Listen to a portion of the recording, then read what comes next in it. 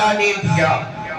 ایسے ہی عرب کے زمانے میں جو شاعر رہتے ہیں ان کو اپنی زبان دانی میں، فصاحت دانی میں، عرب کے بڑے بڑے شعراء، بلغاء، ادباء جو زبان کو اچھی طریقے سے جانتے تھے، انہوں نے دعویٰ کر دیا کہ ہمارے سے اچھا کلام کوئی نہیں بنا سکتا۔ ایسے موقع پر آپ صلی اللہ علیہ وسلم پر قرآن مجید نازل ہوا۔ جب آقا صلی اللہ علیہ وسلم قرآن شریف پڑھ کر مکے کے لوگوں کو سناتے، مکے کے لوگ مذاق اڑاتے، ٹھٹا کرتے، کوئی دیوانہ کہتا، کوئی شاعر کہتا، کوئی مجنون کہتا، محمد تم جادوگر ہو۔ آپ صلی اللہ علیہ وسلم یہ باتوں کو سہتے تھے۔ اللہ تبارک و تعالی قرآن مجید کو نازل کر کے عرب کے وہ علماء، وہ شعراء، وہ بلغاء جن کو اپنی زبان دانی پر ناز تھا، وہ اپنے آپ کو بہتر کلام سمجھتے تھے، جیسے ہی قرآن مجید نازل ہوا وہ اپنے آپ کو پیچھے کرنے لگے۔ یہ ایک آدمی نے دعویٰ کیا کہ میں قرآن مجید کا چیلنج کروں گا، قرآن مجید جیسا میں ویسا بنا کر دکھاؤں گا۔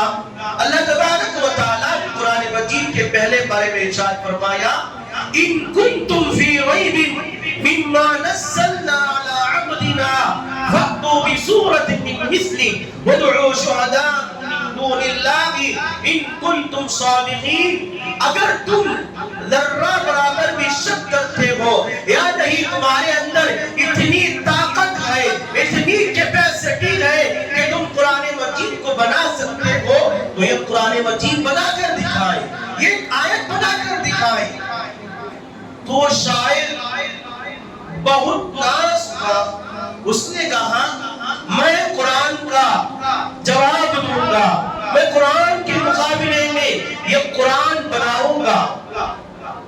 اب یہ شاعر تھا، مشہور بھی تھا، اس نے ان آیات کی بنا پر یہ کہا الفیل منفیل وما ادراک منفیل۔ اس نے یہ کہا ہاتھی کیا ہے، ہاتھی کو تم جانتے ہو، ارے یہ سب تو جانتے ہیں، اس کی دم چھوٹی ہے، اس کی سونڈ لمبی ہے۔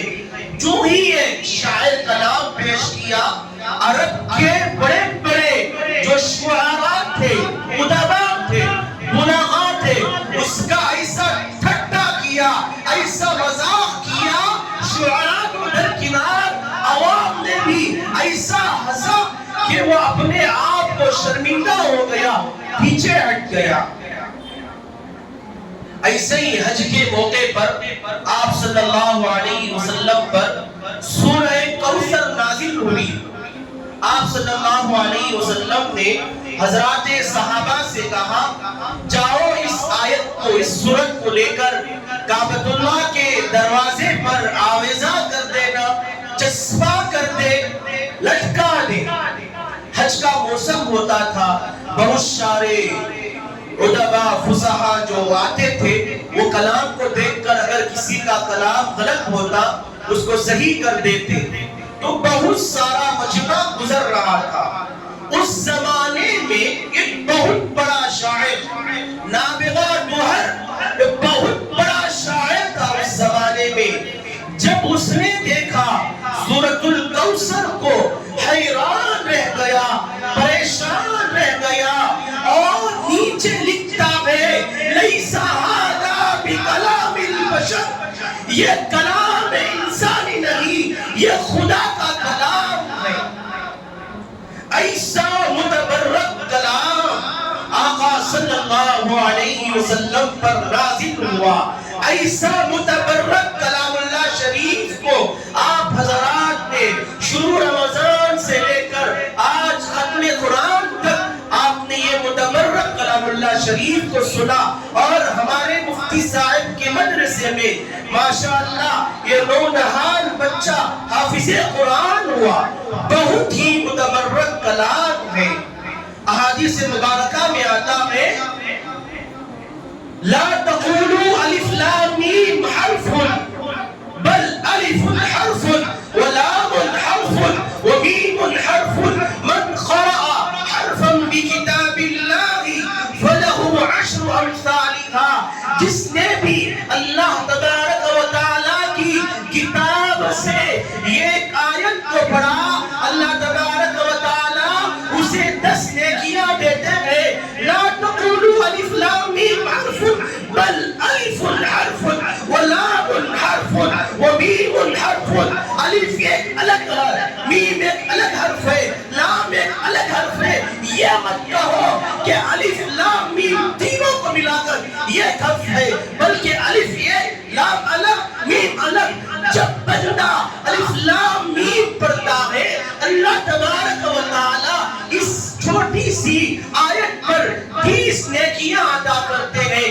ذرا اندازہ لگائیے احباب اکرام، جب اللہ تبارک و تعالی الف لام میم پڑھنے پر 30 نیکیاں عطا کرتے ہیں تو بہت سارا قرآن مجید پڑھنے پر کتنا اللہ تبارک و تعالی ہمیں نوازتے ہیں. ہمیں کوشش کرنا چاہیے کلام اللہ شریف پڑھنے کی. اللہ ہمیں معاف کرے، آج قرآن مجید ہم سے ناراض ہو گیا، آج ہم اس کی تلاوت کو چھوڑ دیے. وہ کفار مکہ جو آقا کے دشمن تھے، رات کے سناٹے میں تہجد کے وقت میں حضرت ابو بکر ایک جگہ کھڑے ہو کر کلام اللہ شریف پڑھتے، دوسری جگہ خلیفہ دوم حضرت عمر فاروق قرآن شریف پڑھتے. وہ لوگ جو اسلام کے دشمن تھے، نبی کے خون کے پیاسے تھے، قرآن کی تاثیر ایسی تھی کہ اٹھ کر چھپ چھپ کر سننے آتے تھے. قرآن میں یہ تاثیر ہے پیارے بھائیوں. ہم نے قرآن کو چھوڑ دیا، اس کی وجہ سے آج ہمارے حالات بگڑے ہوئے ہیں، ہمارے معاشرے میں برائیاں پھیل رہی ہیں. ہمیں قرآن شریف کو تھامنے کی ضرورت ہے. قرآن شریف کے اندر جو موجود احکام ہے اسے اپنانے کی ضرورت ہے. عربی کا ایک مقولہ ہے السامع کالقارع، سننے والا پڑھنے والے کی طرح ہے. جو کلام اللہ شریف پڑھا جاتا ہے جب ہم سنتے ہیں اللہ تبارک و تعالی پڑھنے والے پر جو ثواب دینے پر قدرت رکھتے ہیں، سننے والے کو بھی وہ ثواب عطا کرتے ہیں.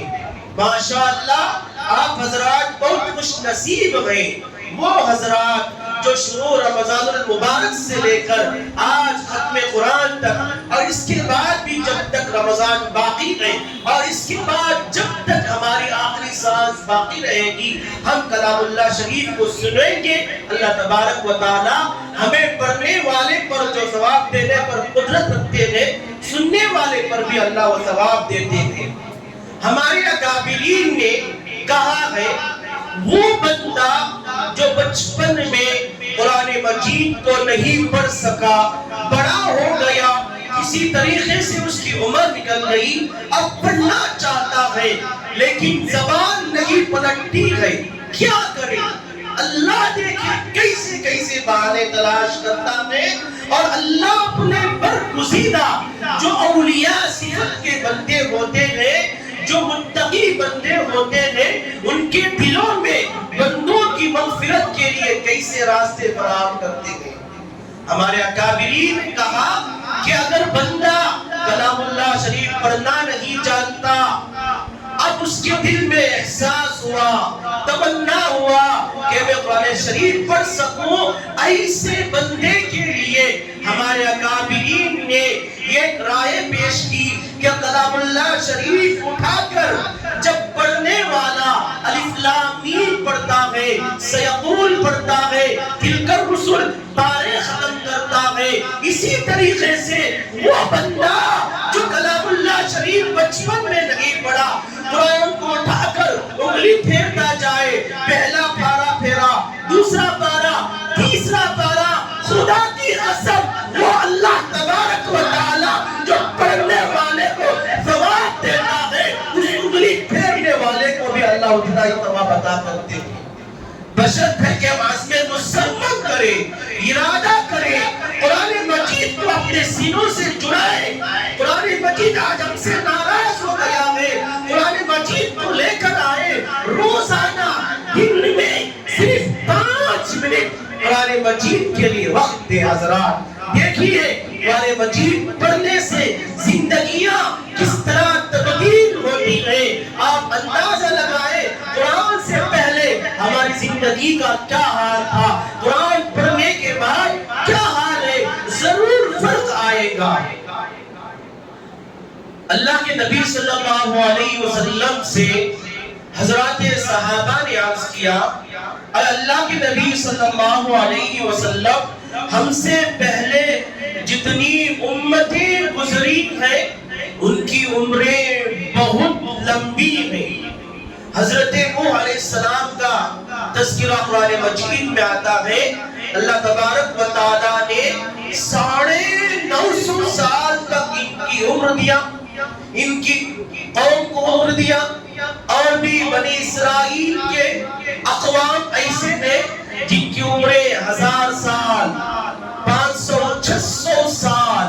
حضرات صحابہ نے عرض کیا، اے اللہ کے نبی، ہم سے پہلے جو امتیں تھیں انہوں نے ایک لمبا عرصہ، ایک لمبا وقت نماز میں گزارا ہوگا، تلاوت میں گزارا ہوگا، ذکر و اذکار میں گزارا ہوگا۔ کل قیامت کے دن یہ لوگ ہم سے آگے چلے جائیں گے، ثواب کے اعتبار سے، نیکیوں کے اعتبار سے۔ جب صحابہ نے آپ صلی اللہ علیہ وسلم سے یہ باتیں کہی، آپ صلی اللہ علیہ وسلم اللہ تبارک و تعالیٰ کے دربار میں حاضر ہو کر اللہ سے دعا کی۔ اللہ تبارک و تعالیٰ نے یہ مبارک شب عطا فرمائی اور حضرات صحابہ کو یہ خوشخبری سنائی گئی کہ یہ رات ایسی ہے جو 1000 مہینوں کی راتوں سے افضل ہے۔ یہ شب قدر بہت ہی بڑی قابل احترام عظمت والی رات ہے پیارے بھائیوں۔ پچھلی طاق راتوں میں ہم جاگے یا نہیں جاگے، لیکن اس رات میں ضرور جاگے۔ اور جو شب قدر ہے اللہ تبارک و تعالیٰ نے اسے ظاہر نہیں کیا، چھپا کر رکھا ہے۔ جو چیز چھپا کر رکھی جاتی ہے اس کے تلاش کرنے میں، اس کی جستجو میں اتنا ہی مزہ آتا ہے۔ 5 طاق راتیں ہیں، ہو سکتا ہے کہ 21ویں طاق رات کو وہ 1000 مہینوں والی رات آ جائے، ہو سکتا ہے 33ویں کو آ جائے، 25ویں کو، 27ویں کو، 29ویں کو۔ ہم یہ نہیں کہتے کہ شب قدر جو یہاں 27ویں ہے اسی میں شب قدر ہے، کوئی بات نہیں کہہ سکتا عزم مصمم کے ساتھ کہ اللہ تبارک و تعالیٰ نے شب قدر کو ظاہر نہیں کیا۔ ہو سکتا ہے کہ شب قدر 21 میں گزر گئی ہو یا نہیں گزری ہو سکتا ہے 29 میں آ جائے، لیکن حضرات اللہ تبارک و تعالیٰ نے یہ جو نامعلوم رکھے ہیں شب قدر کو اگر متعین کر دیتے کہ فلاں دن ہی، فلاں رات ہی شب قدر ہے، کئی بندے ایسے ہوتے ان کے کام آگے پیچھے ہو جاتے جس کی وجہ سے وہ شب قدر میں داخل نہیں ہوتا، وہ افسوس کرنا پڑتا کہ میں شب قدر میں داخل نہیں ہوا، 1000 مہینوں کی راتوں سے میں دور رہا۔ لیکن اللہ تبارک و تعالیٰ نے یہ 5 راتیں ہمیں دے کر ہمارے اوپر احسان کیا کہ چلو متعین دن کرنے سے بہتر ہے کہ کوئی بندہ 21ویں طاق رات کو جاگ لے، کوئی 2ری طاق رات کو جاگ لے، کوئی 3ری طاق رات کو جاگ لے، کوئی 4تھی، 5ویں، اس طرح کرتے کرتے وہ بندہ تمام طاق راتوں میں جاگے گا اور اسے 1000 مہینوں والی رات مل جائے گی۔ یہ بہانے تلاش کرتے ہیں. اگر متعینہ کرتے تھے کہ شب قدر اسی رات میں ہے تو دقت پیش آ جاتی. آدمی سوچتا چل بھائی پہلی تاخرات چھوڑ دیا، دوسری چھوڑ دیا، کیونکہ اس میں شب قدر نہیں ہے. شب قدر تو 27 میں ہے. ایسا نہیں ہے، اللہ متعین نہیں کیا. اللہ جستجو تلاش کرنے والے کو، آپ کے دل کے ایمان کو دیکھتے ہیں، آپ کی طرف کو دیکھتے ہیں. اس وجہ سے یہ 5 راتوں کے اندر تاخراتے ہیں. ہمیں تلاش کرنا ہے پیارے بھائیوں. کہیں ایسا نہ ہو کہ ہم نے یہ رات کو جاگ لی، اس کے بعد جو آخری تاخرات آنے والی ہے وہ بھی 5 راتوں میں شامل ہے. اس میں بھی ہم جاگ کر نماز پڑھے، تلاوت کرے، ذکر و اذکار کرے. ایسی رات میں اللہ تبارک و تعالی آسمانی دنیا پر آتے ہیں اور فرشتوں کو بھیجتے ہیں. اللہ خود اعلان کرتے ہیں، ہے کوئی بندہ جو مجھ سے رزق کا مطالبہ کرے، ہے کوئی بندہ جو مجھ سے پریشانی دور ہونے کا مطالبہ کرے، ہے کوئی بندہ جو مجھ سے جنت کا سوال کرے. فرشتے آپ کے استقبال میں کھڑے ہوئے ہیں. آپ جب آپ دعا کریں گے فرشتے اس پر آمین کہیں گے. اور جب خود اللہ تبارک و تعالی آپ کو یہ موقع فراہم کر رہے ہیں، کیسی غفلت کی بات ہے کہ آپ اس رات سے پیچھے رہیں. پیارے بھائیوں، ہم اس رات میں خوب عبادت کریں، نماز پڑھیں، تلاوت کریں، ذکر و اذکار کریں. رمضان کے پہلے خطبہ میں آپ حضرات سنا ہوگا کہ آپ صلی اللہ علیہ وسلم ممبر کے پہلی سیڑھی پر قدم رکھا تو آمین کہا. صحابہ نے پوچھا اے اللہ کے نبی، ہم نے آپ کو عجیب کام کرتے ہوئے دیکھا، آپ نے آمین کہا. تو آپ صلی اللہ علیہ وسلم نے کہا میرے پاس حضرت جبرائیل علیہ السلام آئے تھے. انہوں نے کہا جو شخص رمضان المبارک کا مبارک مہینہ پائے اور اس میں اس کی مغفرت نہ کرے وہ سب سے بڑا گیا گزرا آدمی ہے. اس کے لیے بد دعا کی. میں نے آمین کہا. تو آپ ذرا اندازہ لگائیے حضرات، پہلے روزے سے لے کر آج کے روزے تک کیا ہم نے صحیح طور سے اس ماہ مہینہ، اس مبارک مہینہ جو اللہ کا مہمان ہے، کیا ہم نے اس کی صحیح طریقے سے خاطرداری کی؟ کیا ہم نے صحیح طریقے سے نمازوں کو پڑھا؟ کیا نوافل کو پڑھے؟ تراویح میں 3 دن 4 دن مسجد کھل تھی، سفید پر تھی، پھر ہم مسجد سے دور ہو گئے. روزہ رکھنے کا حکم تھا، کئی احباب بہانے بنا کر چھوڑ دیے. تو اس بد دعا پر جس کو حضرت جبرائیل علیہ السلام نے بد دعا دیا، ہم نماز چھوڑ کر، روزہ چھوڑ کر کیا بچ جائیں گے؟ ہرگز نہیں میرے پیارے بھائیوں، ہرگز نہیں بچ سکتے. ہم ایسی راتوں کو غنیمت جانے، اپنے آپ کو نماز پڑھنے کا عادی بنائے، متقی بنائے، پرہیزگار بنائے. اللہ کے نبی صلی اللہ علیہ وسلم نے ایک واقعہ بیان کیا حضرات صحابہ کے سامنے. یہ واقعہ بتا کر میں اپنی بات کو ختم کر لوں گا. وہ آدمی 100 آدمیوں کا ناحق خون کیا. اب اس کے اندر ایمان جاگا، اس نے